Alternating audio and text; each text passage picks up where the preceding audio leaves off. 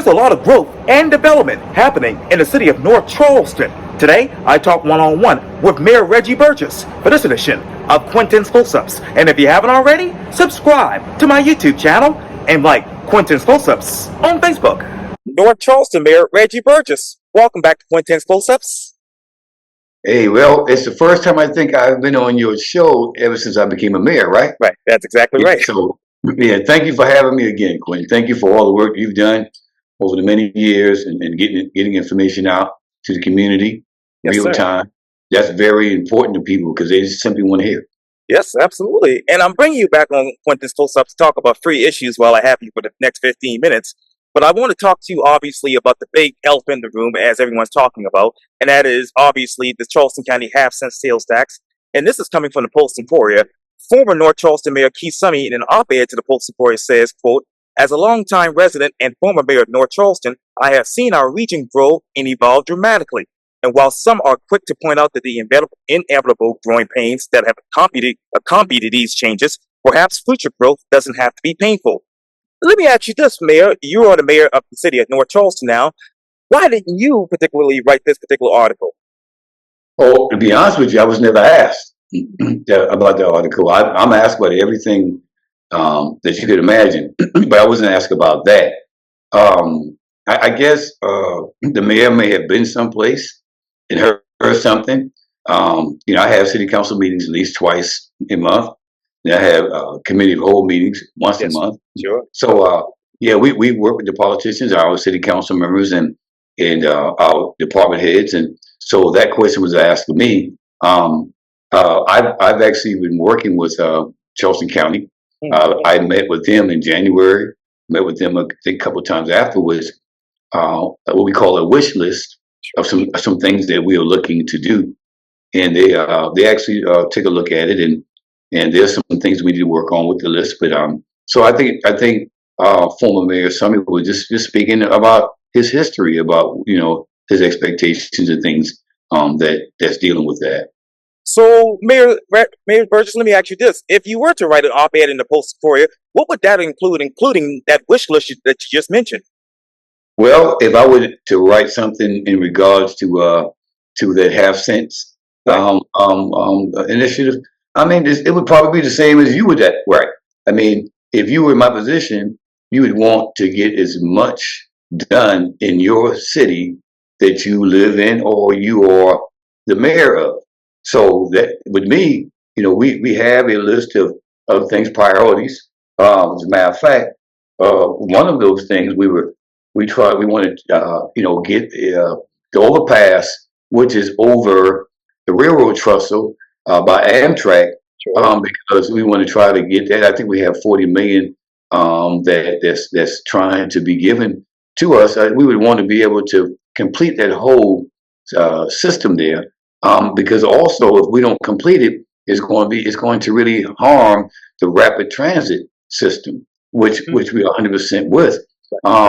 There's some infrastructure things that we want to work on, and some overlay things. So would I, just like you, if you were in my position and you were able to put a list together, then you should think about the things that you really need to have, and also mention some of the things you would desire to have. But imperatives are first, and our list is basically a lot to do with imperatives. We talk about the North Bridge. Right. We need a pedestrian bicycle. And I hate getting on this thing here, Quentin, but I've got to speak about it. Sure. Charleston moves, or they are doing their best to push the initiative for the county, state, and the city to actually create a pedestrian bicycle walkway over the North Bridge. Is only fair. They're not asking for a Ravenel Bridge over the North Bridge. All they're saying is we need to connect not only cars, but pedestrians and bicyclists to be able to go over both sides of that bridge. If you put somebody in the middle of that concrete barrier that's in the middle of those 4 lanes, and you try to navigate around that, because you have to work either in the West Ashley or North Charleston area to provide for your family, something will happen to an individual. We've already had people hurt, and some people have died on the North Bridge. So simply, let's do what the people need done. So those are some of the things that I put into things that's relevant to our citizens so they can have an opportunity to experience, traveling through our communities and living productive lives. And Mayor, so on an average, how many people are actually crossing that bridge as pedestrians and cyclists every day? Oh man, I can't give you that information, but I can tell you one thing. It really hurts my heart to see, and we tell the individuals, right, Quintin, that you have to get a good job or a job to be able to feed yourself. We tell them they need a job to house themselves. We tell them to have a job to help support and uplift their families, right? That's what we tell them. All they need is for the governments to provide an access so they can get to their jobs and back home. It's the bridges were built with taxpayers' money anyway. So a taxpayer who wants to go to work in West Ashley or North Charleston and they don't have a mean of travel, which is a vehicle, they should be able to walk across that bridge and go to work, or ride a bicycle and go to work. So that's what I'm saying. Yes, sir. So let me ask you this, Mayor. Okay, if you were to work with the county and the state on providing a pedestrian access from, Rivers and Prosper over to this new side of the bridge or over to the West Ashley side, how much money would the city of North Charleston put aside to help with that? Well, we've actually took a look at some of the revenue streams that is needed. I can't quote that, but I can say this: if they place it on the books to say that they're going to actually help allocate funds, then it's on us to go to our taxpayers and say, hey, we need to do the same. And I'm almost sure our taxpayers won't have a problem with making sure that we actually are able to provide our part of it, if that's the case. But the half-cent penny sales tax, our citizens are paying toward that. I mean, it's almost like going back to them where they're already paying for it in the first place. So all we're asking is, the people, doesn't matter which side, North Bridge or North Charleston, give the people what they deserve. That's all. But let me ask you this. In the meantime, Mayor, until this new bridge and whatnot comes about for that particular area, what exactly is the city's transit-oriented development strategy? Well, one of those strategies is to be able to create a revenue stream like the half-cent penny sales tax to work on those issues that you're talking about right now, to work on the railroad trestle that goes over Amtrak at Rivers and Durant, so that you can have a newer system there, and the bus rapid transit system can flow. Having a North Bridge, for pedestrian and bicycles, having sound barriers on the North Woods and the Midland Park areas, because it's growing up there. The citizens are hearing the traffic every day, all the time. All we're asking to do is to give them what they need. That's all. Now, sometimes we can't give them that, but that right there, yes, sir, we can work on, because it's been needed for a long time, decades. So let's get to it. And I know former North Charleston City Councilwoman Virginia Jameson championed for that for her particular district when she was on City Council. But let me ask you this, Mayor. What sound barrier or really traffic study have you all done in those areas that actually need sound barriers right now? Well, Ms. Jameson can tell you they had one done years ago. And once you do it right, then you need to react on it. Now, it's like this. Being a former police officer, right? I can say that my police department would do better with having 9mm instead of 45mm, right? 9mm are a smaller bullet. 45mm is a bigger bullet, right?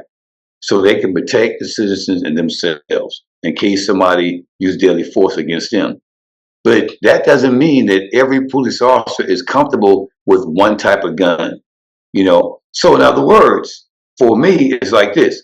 You do an evaluation of the whole department, and you let them use both weapons to see which one is comfortable. But guess what, though, Quentin? You provide the weapons so they can protect citizens and themselves.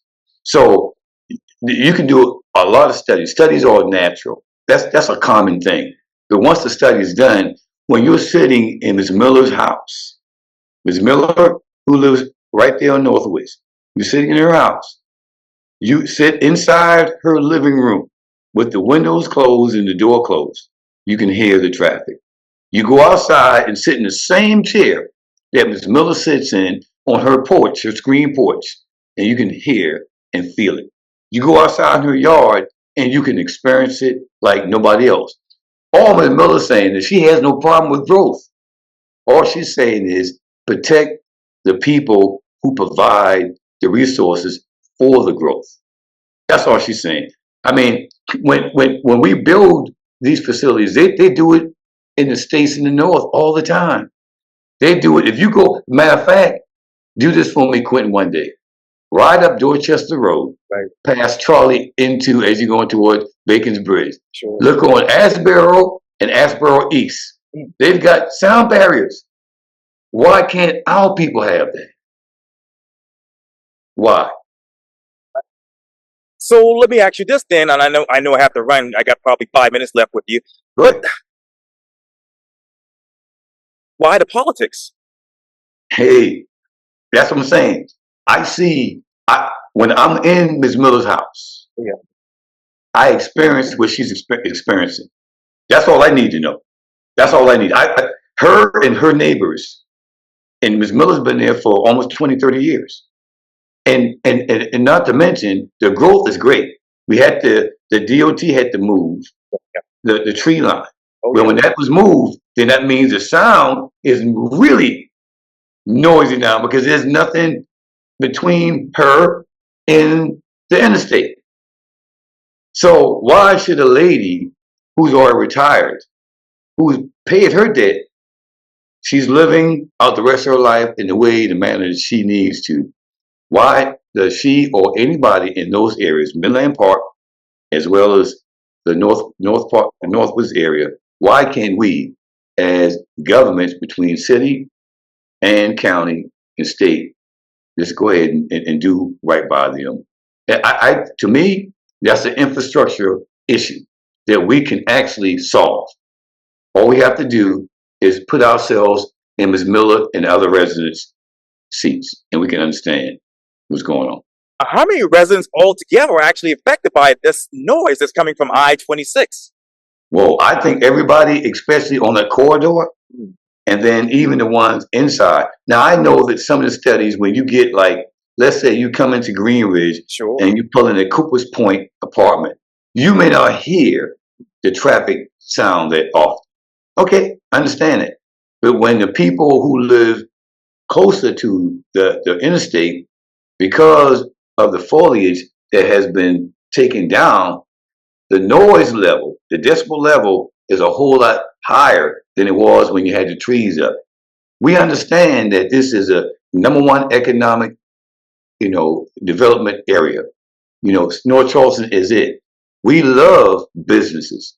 We love to see the trucks going up and down I-26 because it's commerce that's leaving from this city going to other states as well. We love that. But all we have to do is follow the other states, follow the other communities, and say, if they have sound barriers in Dorchester County, right on Dorchester Road, less than a half a mile from North Charleston, well, why can't the folks in North Charleston receive the same? That's all I'm asking. So who are you talking to right now? Well, we've been talking to the state. We went up to the governor's office.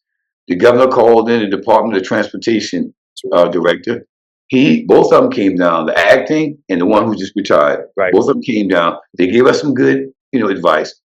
The county, we have to work with the county. The county has to place this as a priority. So once the county places it as a priority, then we can get it moving. So we all are talking, the county, the city, and the state, to see how we can actually navigate this process of getting sound barriers, up there, as well as putting pedestrians and pedalist lanes on Northbridge. And I want to get you back on Quintin's close up to talk about that in depth in the fall. Yes. But and I know you mentioned earlier as you were obviously the former police chief of the city of North Charleston, and I know many back in 2022 you reportedly gave $1.3 million to 13 organizations with $100,000 each going to each organizations. How have these particular organizations may have helped better North Charleston? And since the money has been given out, what kind of accountability has been given to these organizations? Well, it's good. I really truly believe that the nonprofits, all the nonprofits that we've worked with throughout the city, it may be Metanoia or LAMSI or Community Land Trust or anybody that's developing, affordable, attainable homes and senior homes, or we're talking about the violence interrupter nonprofits, and that's what I call them, violence interrupters. What they have done in the last 2 years, Quintin, if you look at the crime has reduced itself in North Charleston in the last 2 years. It's a lot to do with law enforcement and the communities coming together to see how much crime is impacting these communities and what we can do to actually deal with the root causes to the condition of criminal behavior. And because crime just doesn't happen unless you have two things. You have to have a suspect, you have to have a victim. So if we can actually work, the nonprofits are helping us to work in the neighborhoods, not outside, but in the neighborhoods, that we would basically see more criminal activity, then crime goes down when they can work with those communities, work with the parents, work with the children, and work with the school district. And that's what they have done. Now, you're right, though, Quintin, that whole initiative was new to us. We had never experienced that before. So therefore, we were working off of the mindset that the nonprofits understood, how to handle their businesses. The majority of them probably did. Some of them was kind of maybe not, didn't have it right. But this go around, we're going to actually be able to give the nonprofits some funding streams to work on the crimes, because we still have crime and we can't just ignore that. So this time we're going to have a initiative in a process that's going to help lead and guide them on how their monies are spent, how they are going to report. We're looking at reporting monthly reports coming in, and most importantly, we're going to actually lead and guide them strategically to the communities that need their assistance the most. So yes. that's okay. Let me ask you two questions then, and I know I have to wrap up. But okay, so this particular initiative, as far as giving money to the nonprofits, will continue, as you just said. So, Yes. Oh,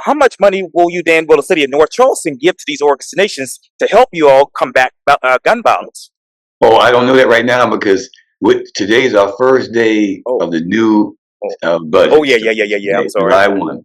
We're a fiscal budget. So my financial director, he's actually going to take a good look at our funding streams and see what kind of funds that we have that we're going to be able to actually work with the violence interrupters from the nonprofit side. So whatever funds he say that we're able to actually forecast, then we'll actually look at the number of nonprofits that we'll be able to actually fund, and then we'll get them signed up, give them their strategic management when it comes to, keeping their funds in order, let them know exactly how we want that funding that we give them, how we're going to monitor the funding monthly. We're going to have somebody responsible for the monthly reports, the 6 month reports, and the yearly reports that will go straight directly to City Council.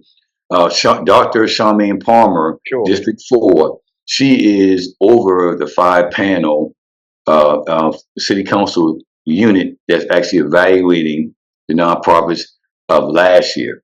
And then she would use the same apparatus to actually do the same thing for the ones who are actually submitting the applications in for whatever revenue streams we'll have for this year. So believe me, Yes. we've never done it before, but we've learned. And we're getting it together. And two last questions for you, Mayor. So you talked earlier about obviously some of those nonprofits who you don't who the city doesn't believe didn't do the right thing with the money. How many of those organizations are in total? Well, I've never said that. I've said to you that the nonprofits came in and they worked in the city, and our crime went down in 2 years right now, 2 years in a row. So I'm not judging anybody. I'm not saying that one did and one did not. Okay. What we would do is we would allow the city council and myself to select whatever number we come up with, and those who we select will be the ones that's going to be involved with our violence interrupters for our different communities. And so Yes. I'm not judging anybody. Sure, I I'm understand. not. I'm not. Oh no, I'm talking about 2022. I know some of the organizations didn't reportedly do what they were supposed to do. Do you all have a report of who those people are? Oh, that's what Dr. Shummy and Palmer's group is going to do. Okay. They're going to actually give us a report on who actually did not keep up with their records in the way that we would like it. Those that didn't do the things that we expected to be done for gun violence. They may have done things for something else, but it didn't actually equate to gun violence. So those things we'll find out once she gets complete her panel revision of those groups. And back to 2022 quickly. Where was the source of the funds given to the nonprofits when they were given $100,000 each to help combat violence in the city of North Charleston? Oh, that's just revenue streams. Okay. Revenue stream. Yeah, revenue stream. Was any of that COVID money? I don't really know. That's a good Okay. question. I wasn't the mayor at the time, so Of course. I Of can't course. tell you. Yeah. Now, did you allocate the money to give to these organizations in 2022 as police chief? No. What would happen is, Okay. Councilman Jerome Hayward was the one Right. who actually talked about, we need to get some help for the summertime. He came to see me as a chief, and I said, yeah, anything we can do to get people on board to help us, we can actually bring the crime down. And so we started looking at, hey, the nonprofits can do some things that the police can't do in the communities. They can help with retaliation shootings. They can actually help us with tutoring and mentoring. They can actually help us to actually bridge the gap between gangs and social groups who don't get along with each other. They have that ability. So, I mean, it was real for us. So that's why we kind of linked with them. And I think we had about 31 that came to see us, and we selected 13 out of 31. This year, Yes, sir. we may not select 13. Right. It may be less. And you talk about where exactly in the city is the big problem with gangs? Oh, I mean, I'll say this right here in South Carolina, the state itself, because this is a regional problem. This is national problem. You have people who claim to be in gangs. All over this tri-county area. What I'm saying to you is that when the folks claim to be, because we think about it, Quintin, we have a gang statute in the state of South Carolina. You didn't know that? Yeah, we have a gang statute, and that gang statute is there because South Carolina understands that we have cliques or we have groups that operate like gangs, from California and the Midwest. So if you have that, you need to acknowledge that, right?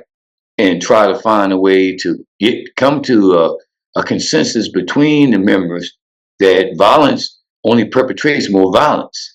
So we want them to understand that, yeah, you may be in a gang, but you don't have to be a violent person. So they say we don't really have per se a area that we can say, oh, that's the Bloods or the Crips or whatever. We just know that we have people that hang together and call themselves they're kind of like affiliated, in a gang. Would you help? Well, I know you're selecting a new police chief as we speak. So Yeah. would you task that police chief to actually create some sort of gang prevention division to make sure that weed out all the gangs that are in the city?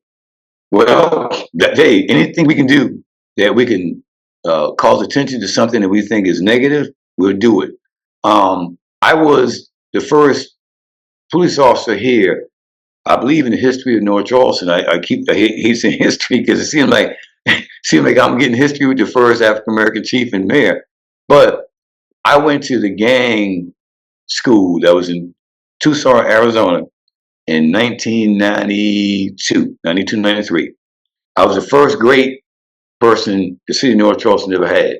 Gang Resistant Education and Training, called GREAT. The ATF created that. And in that, it was like DARE. You know how you had DARE Oh in yes, schools. we did. So I was a DARE officer also, Ah. but I actually became a gang officer so I can actually help children to stay away from what we knew we didn't have at the time in 92, 93, Right. but we knew it was coming. So we put that inside the school systems. GREAT is not taught that much because kids either going to join gangs or not. You know, I would want you not to join it, be your own self, follow your own movement, right? That's what my father told me. But you have some people that are influenced by that, or some people who actually are forced to go into something to protect them. So we still have to work with them, Quintin. It doesn't matter. I have people that I work with who are nonprofits who are ex-felons. They spent 10 to 15 years in the federal penitentiary for selling drugs. You know some of those people. So guess what? I have to still work with them because those people have changed their lives. But do you trust them? But do you trust them with the money, though? I'll say this right here, Quintin. Okay. Until you prove me that you are something other than I believe you are, I believe in the Lord. So the Lord tell me to treat everybody the way I want to be treated. Until you show me otherwise, I'm going to believe that you are doing the godly thing. And I know I want to get you back on Quintin's close-ups in the fall to talk about affordable housing. We got to talk more about the infrastructure, and then the issues obviously with homelessness. But for now, North Charleston Mayor Reggie Burgess, thank you for your time. And again, welcome back to Quintin's Close-Ups. Thanks, Quintin. God bless you too, man. Likewise.